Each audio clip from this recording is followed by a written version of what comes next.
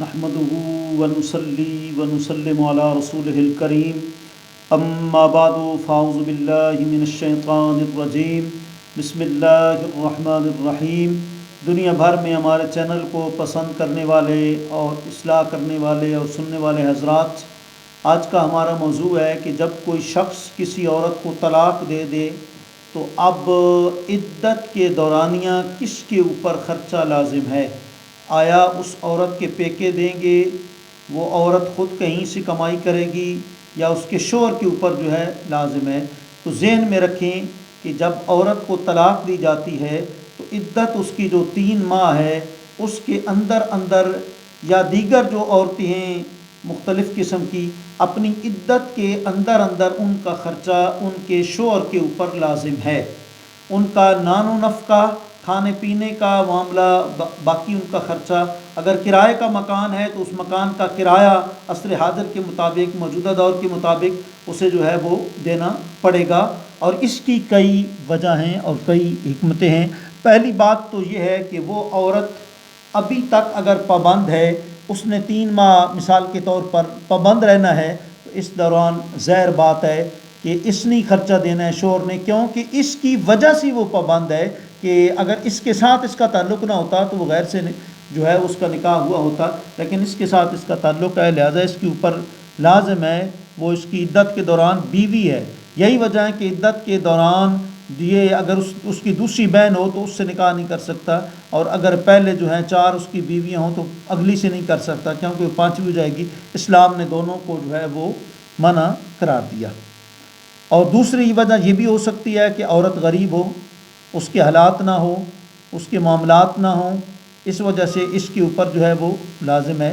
اور تیسرا یہ بھی ہو سکتا ہے کہ عورت بھوک کی وجہ سے مر جائے اور اس کی ڈیتھ کا سبب یہ شوہر بنے، اور اسی وجہ سے یہاں تک کہا گیا کہ اگر شوہر تنگ دست ہے، ابھی وہ خرچ نہیں کر سکتا، اس کا ہاتھ بہت تنگ ہے، وہ قرضہ اٹھا رہا ہے، اس کے پاس ابھی گنجائش نہیں ہے، تو ٹھیک ہے عورت کہیں سے بھی نظام چلا لے اس وقت تک جب تک یہ خوشحال نہیں ہوتا۔ خوشحالی تک اس کو جو ہے اسلام نے مہلت دی ہے، لیکن خرچہ اسی کے اوپر لازم کیا ہے۔ اللہ رب العزت نے قرآن مجید میں فرمایا اسکنوہن من حیث سکنتم من وجدکم ولا تضاروہن لتضیقوا علیہن، فرمایا تم جہاں خود ٹھہرتے ہو عورت کو بھی وہاں ٹھہراؤ۔ یہ نہیں کہ عورت پیکے چلی جائے گی، عورت شوہر کے گھر ہی رہے گی اور عدت جب تک پوری نہیں ہوتی وہاں ہی رہے گی۔ اس لیے قرآن نے کہا ہے کہ اس کے اوپر تنگی نہ کرو۔ لینفق ذو سعۃ من سعتہ، اس وسعت والے کو چاہیے کہ اس کے اوپر خرچ کرے۔ ومن قدر علیہ رزقہ فلینفق مما آتاہ اللہ، جس کا رزق کم ہے، جو تنگ دست ہے، جو اللہ نے دیا ہے، اس پر وہ جو ہے خرچ کرے۔ اور کہیں فرمایا وَلَهُنَّ مِثْلُ الَّذِي عَلَيْهِنَّ بِالْمَعْرُوفِ، ان مردوں کے اوپر عورتوں کا خرچہ ہے اچھے طریقے سے۔ لہٰذا نان و نفقہ، مار وغیرہ یہ ساری چیزیں جو ہے عورت کو دینا اس مرد پر جو ہے وہ لازم ہے۔ اور ایک روایت میں آتا ہے کہ ایک شخص آقا علیہ الصلوۃ والسلام کی بارگاہ میں حاضر ہوا اور اس نے عرض کی یا رسول اللہ صلی اللہ علیہ وسلم،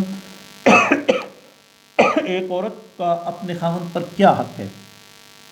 آپ نے فرمایا جب مرد کھائے تو اس کو بھی اپنے ساتھ کھلائے، کھانے کے لیے خود بیٹھے اس کو بھی بٹھائے، جب خود کپڑے پہنے اس کو بھی اچھے کپڑے جو ہے وہ پہنائے، اور اسے شب گزارنے کے لیے تنہا نہ چھوڑے، اکیلا نہ چھوڑے۔ جی اسی طرح فرمایا اس کو اتنا نہ مارے کہ اس کو تکلیف ہو، اور نہ ہی اسے بھلائی سے دور کرے۔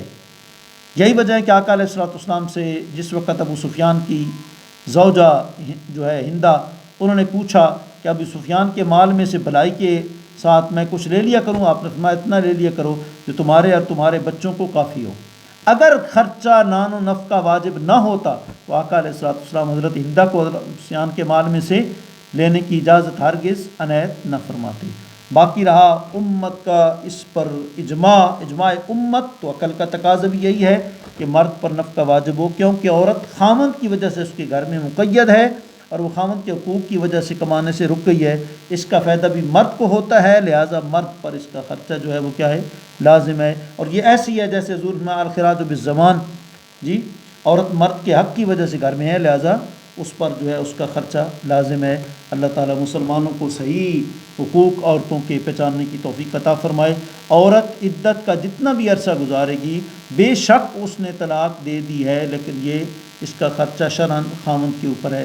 اللہ کریم مطلب ہم سب کو دینی مسائل سمجھ کر سن کر اس کے مطابق تسلیم کر کے عمل کرنے کی توفیق عطا فرمائے۔ آخر دعوانا الحمدللہ رب العالمین۔